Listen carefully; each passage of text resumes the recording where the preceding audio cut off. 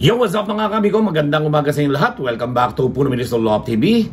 For today's video mga kami ko, ito, hahanap tayo ng kasagutan sa mga issue na kinakaharap ng club na nag-ban sa atin, ano?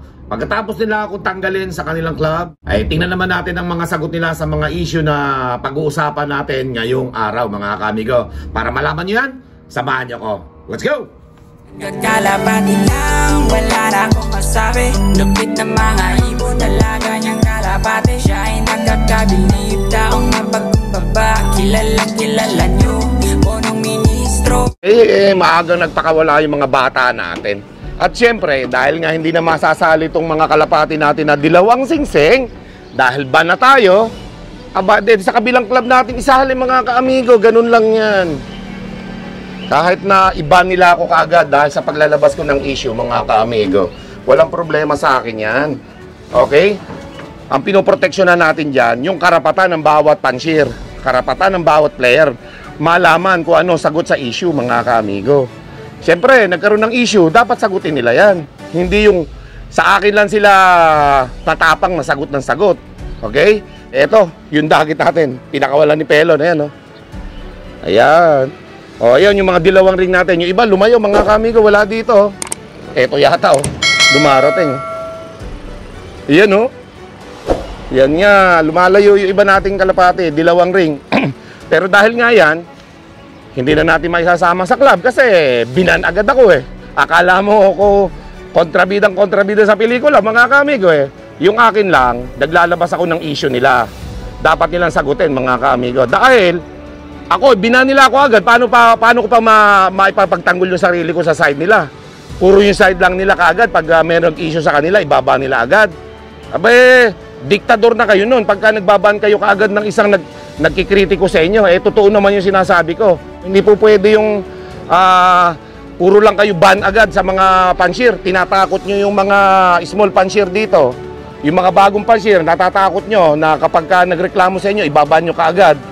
Diba? Ang libangan natin dito, pagkakalapati. So, kalapati lang ang magkakaaway, pero tao, dapat hindi magkakaaway, mga kaamigo. Okay, nami-personal na sila, di wala tayong magagawa. So, ang sagot ba dun sa issue na sinasabi ko, pag-ban agad sa akin? Wala namang problema kung i-ban nyo ako, kaysa naman maban pa yung mga small pansier natin. Pero, ipaglalaban ko yung karapatan ko. Alam nyo po kung bakit, mga kaamigo? Kasi nga, bumabayad ako ng entry palagi. Bumabayad ako ng mga ring ninyo. Libo-libo ang ine-entryhan ko kada linggo. Kada ibang kategory. Bakit di ko paglalaban yung karapatan ko? Player ako, malaki akong tumaya. Marami akong ibon na sinasali. Karapatan kong magtanong. Karapatan kong mag-usisa. Karapatan kong malaman yung mga pinagagagawa ng club. Okay? Yung club natin dito na si LRPC, saka yung club doon sa Bulacan. Iisang truck ang sinakyan. Magkaibang lugar ang binitawan, pero iisa ang time. 7 AM parehas. Iisa lang yung truck. Sabay ang release. Aba, sagutin nyo po yan. Kami nagtatanong lang. Kasi, mahirap naman yung inilalabas ko issue, hindi ma-re-raise ito, hindi ito makasagot, tapos ibaban nyo ako. Sagutin nyo lang to, di wala nang problema, di ba? Kung meron kayong katibayan na bakit nagkaganon. At syempre, yung mga dagit natin, ito, lumabas na dyan, kaya papamigay ko na po ito. Kaya pagka meron po tayong mga kaamigo na dumalo pa rito, ipapamigay ko na kasi hindi na to alis dito, para maalagaan na lang ng mga kalapatids natin na pupunta dito. Nagbukid nga ito, ayan puro putik ang mga paa, ayan pati yung isa yan, dalawa sila. So ibig sabihin, tumuko dito sa bukid ngayon, doon lumipad, bumalik lang dito. So yan, ipapamigay ko na rin po yan, kasama yung isang dagit pa doon. Para tatlo sila, para may mga batang makapag-alaga na yan, okay? Ayun, meron pa isa doon, dumapo. So, ganun, mga kaamigo ko. At patuloy pa rin tayo doon sa pag-out ng ating mga kalapate. At meron nga ako inaasikaso na 5 YB, okay? Sa 2 million guaranteed natin na mga ring, i-out na po natin yon at meron niyang bibili, Taga Maynila po ito, kaya iluluwas ko ito ng Maynila. Okay? Ayan yung mga kalapati natin, Madating na, let's go. Mauubos na po mga kaamigo yung ating mga 2M banded. Konti na lang, tapos may bumibili pa ng isang Victor Fabre natin na white. Ayan, oh, mailuluwas ko din yan, mga kaamigo. So ito, yung nakikita nyo dito, naka 3 million guaranteed itong karamihan dito. So yung mga 2 million guaranteed natin, paubos na, mga kaamigo. Okay? So ayaw magpa-video ng ibang mga bumili, so hindi ko na na-video.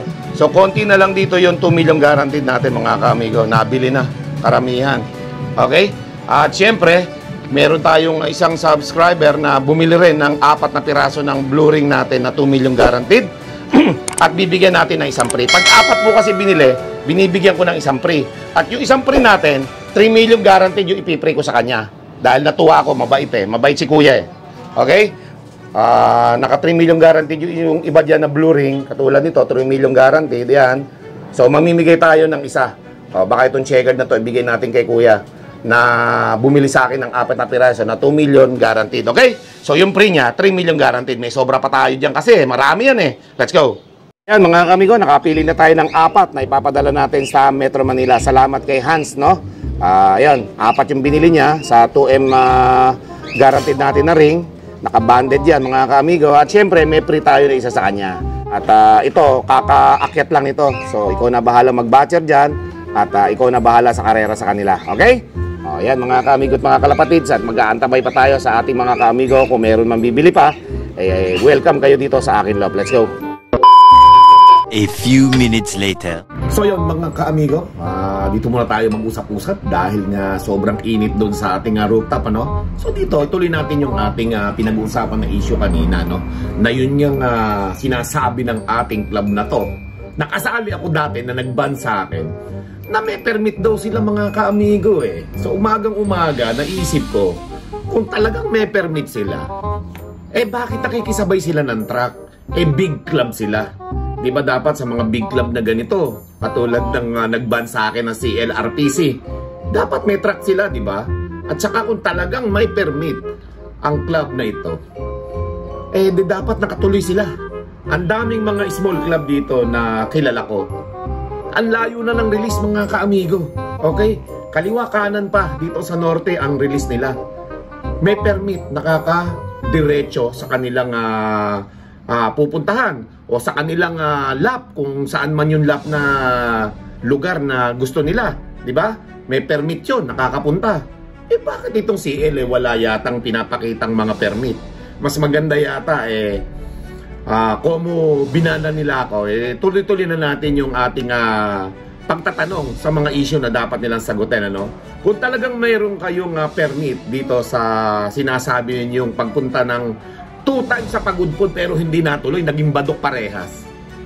Ipakita nyo nga sa ating mga GC na pinagbaban nyo ako. Ipakita nyo sa mga player na ninyo doon na may permit nga kayo to operate going to Pagudpod at doon kayo magla-last lap. Pang 4th lap natin, Pagudpod, hindi natuloy, naging badok. Tapos, 5th lap natin, yun nga, ang sinasabi nyo, maybe Claveria o Santa Ana, maybe nauwi pa rin sa Pagudpod and then nauwi ng badok. Ano ba talaga ang totoo? May permit ba o wala? Yan ang sinasabi ko sa inyo eh. Ipinaglalaban niyo yung inyong karapatan na may permit kayo, hindi lang nakapasok at meron kayong sinisising ibang club na magbibitaw sa ibang lugar pero ang bitaw ay Pagudpod. Sinisi nyo pa yon. Pero siguro ang katotohanan, mga kaamigo, yung sinasabi nilang permit baka hindi totoo. Kasi kung may permit, bakit hindi sila papapasukin? Di ba? Bakit isisisi sa ibang club? Di syempre, yung ibang club lang hindi papapasukin at sila kung may permit, diretso lang kasi permado yan. Okay? Ang mahirap dyan baka yung pinagkakatiwalaan nating club na ito na CLRPC dito sa Nueva Ecija, wala namang permit at baka nakaban pa sila sa norte kaya hindi sila makatuloy-tuloy. Hindi natin alam, sagutin nyo yan. Kung saan yung permit na nakuha nila sa bahay, dire-diretso yan, mga kaamigo, hindi mapipigil yan kasi may permit. Dire-diretso sila makakabiyahe doon. Ipapakita lang yung permit na may pirmado ng mga kinauukulan o kung saan man dyan, sa munisipyo o kaya sa bahay. Hindi natin alam kung saan sila kukuha ng mga permit na yan. Dapat ipakita rin nila na may permit sila ngayong nagkaroon ng issue. Di ba?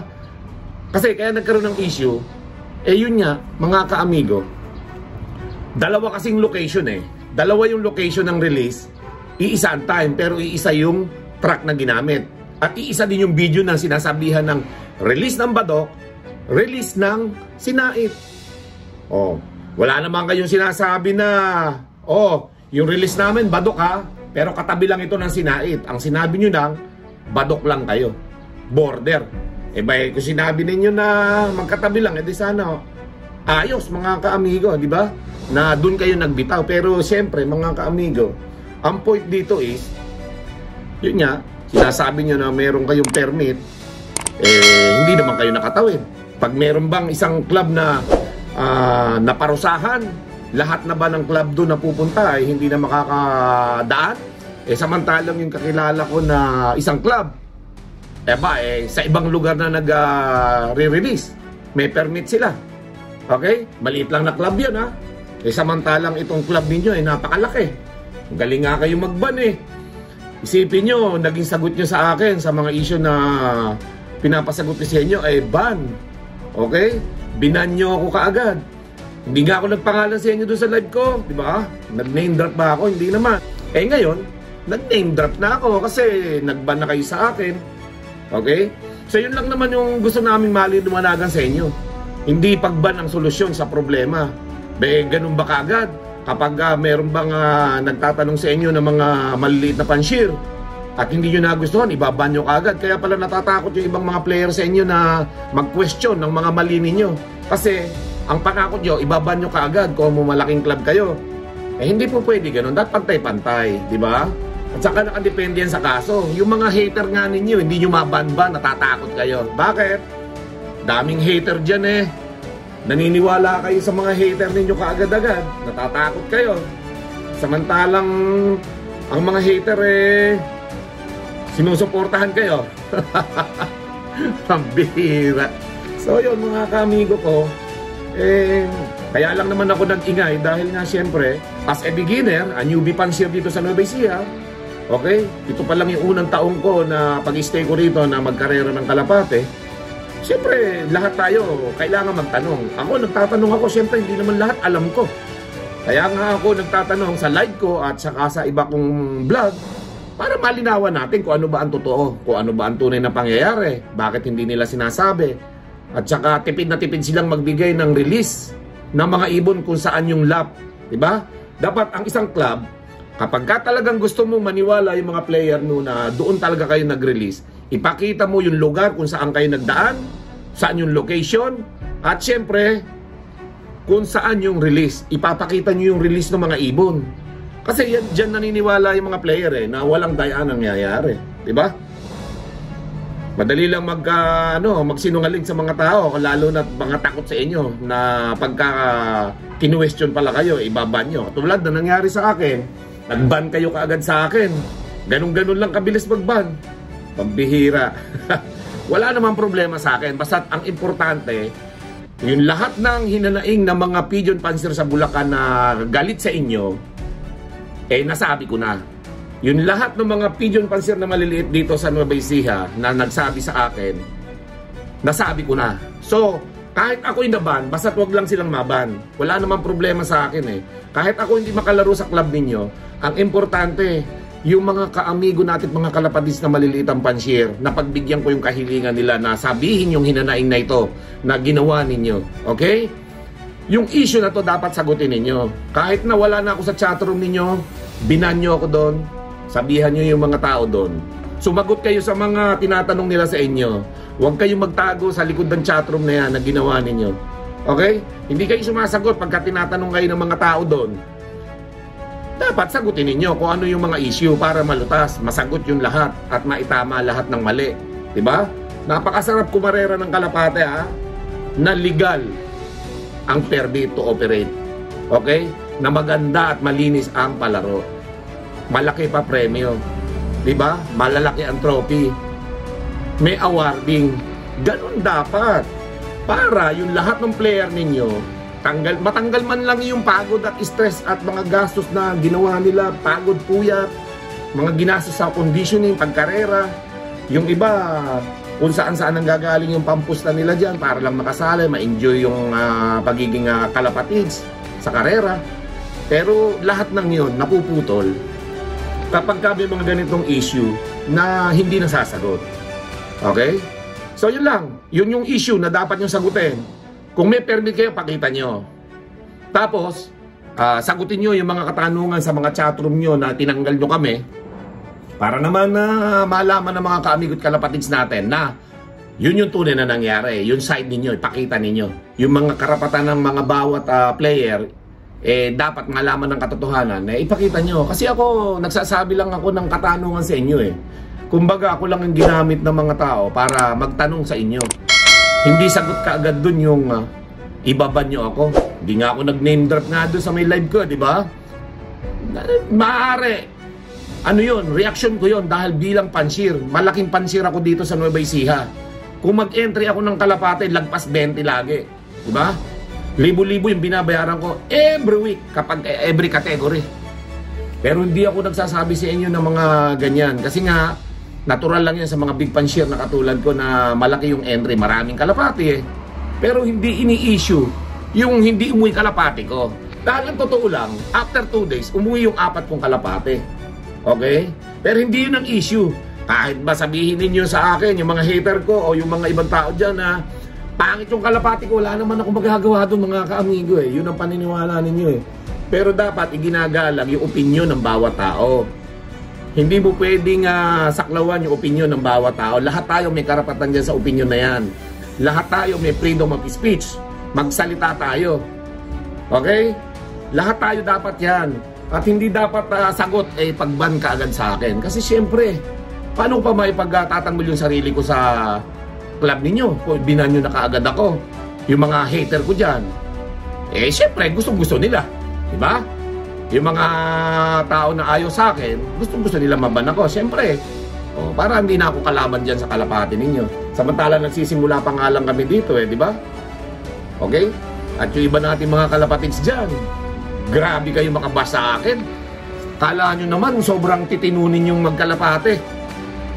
Sobra nyo ako iba, sa akala nyo masamang tao ako. Okay? Tumutulong ako sa pigeon industry mga kaamigo. At ang ginagawa ko ay pangkalahatan. Ako lang ang nagiging boses. Sino pa magsasalita? Makakapagsalita ba yung mga small pansir sa inyo? Natatakot sila na maban, kaya tumatahimik na lang sila. Okay? So, siyempre, ako as a vlogger, sasabihin ko kung ano yung talagang mga hinanaing ng mga kababayan natin, mga players, para maparating sa inyo.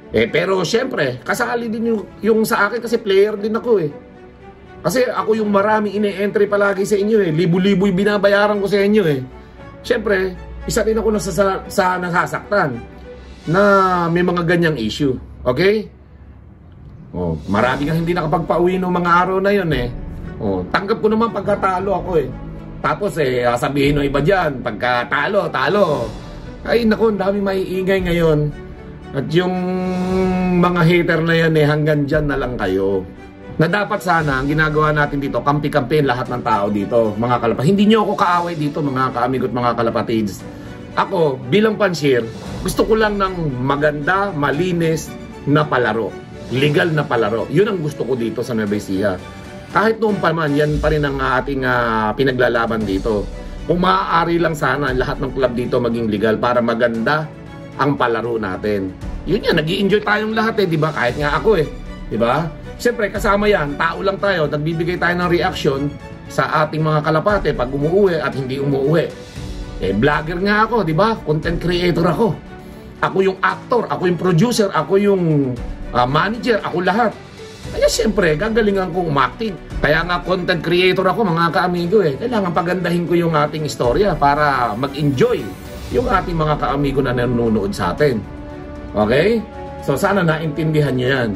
At syempre, sa ating mga kaamigot, mga kalapatids na ating mga supporter, maraming salamat sa mga mapang-unawa.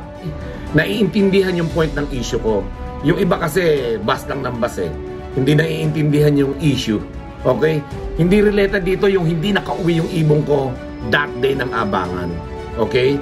Ang issue dito, na pinupukol ko sa kanila, na iisa yung truck. Okay? 2 location ng release, parehas ng time. Kaya nagtataka lang kami kung bakit ganoon. Di ba? Kahit sino naman, isipin nyo, isang track. Badok tsaka Sinait ang release. Okay? Tapos, 7 AM. siyempre marami magtataka, lalo na yung mga maliliit na panshir. So yun lang naman yung inisyo ko dito. Kung sinabi nyo lang na, yung nasa gitna tayo ng Sinait, saka Badok, nandito tayo sa gitna, pag nag-release, dalawa ang location, isa ang time. Sana ganun. Ang pinarinig nyo lang sa amin video na hindi kayo makapasok sa Badok. Kaya doon kayo nag-release sa may border ng Badok. Malay ba namin na hindi naman kami sanay dyan sa lugar na yan Malay ba namin na nasa gitna lang kami ng Badok, nasa gitna lang kami ng Sinait, release. Sana naintindihan ng iba at sa akin pati. Kasi hindi ko makabisado yung lugar na yan Maaaring nadadaanan ko pero hindi ko kabisado Dapat sana, magandang magsimula sa pagiging small vlogger. Yung nasa tama na kayo. Kasi kung magsisimula kayo sa pag-hate, reaction video nyo, natapos magda-down kayo ng ibang tao, pangit yun mga kaamigo. Okay? Hindi magandang ipakain nyo sa pamilya nyo yun ang gagaling sa mga hate na ganyan. Kasi nagiintay lang kayo ng pag-down ng tao, ida-down nyo na ida-down, yung mali ng tao. Bakit? Kayo ba? Di kayo nagkakamali? Kayo ba? Kayo ba puro magaganda yung kalapati nyo, lagi nagcha-champion? Kayo ba panagabang, lagi bang umuwi yung kalapati ninyo? Luhaan din naman kayo di ba? Hindi rin naman kayo nananalo Ganun din kami. As a new panshir dito, ngayon lang ako nag-stay dito sa Nueva Ecija. Siyempre lahat yan, magiging reaction ko. Kasi wala naman ako dito nung mga nakaraang taon. Ngayon lang ako nag-stay dito dahil gusto ko na nga mag full time sa pagkakarera ng kalapate. Kaso, nagkaroon ng medyo malaki-laking issue to binan agad ako ng may-ari, kakuya ko pa naman, kaagila ko pa naman. Okay? At dapat daw hindi na ako naging agila. Bakit? Legit akong agila. Dumaan ako sa lahat ng pagsubok sa agila. Baka ikaw, tanungin mo sarili mo kung nagdaan ka sa Five Eyes ng agila.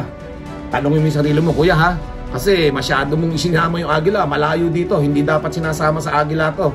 Kasi issue ng kalapate to, hindi ito issue ng agila. Issue ng kalapate at issue nyo ng club ninyo to. Okay, wag mo idadama yung agila dito. Mahal ko ang pagiging agila ko kasi legit na agila ako. Hindi ako instant na agila. Okay?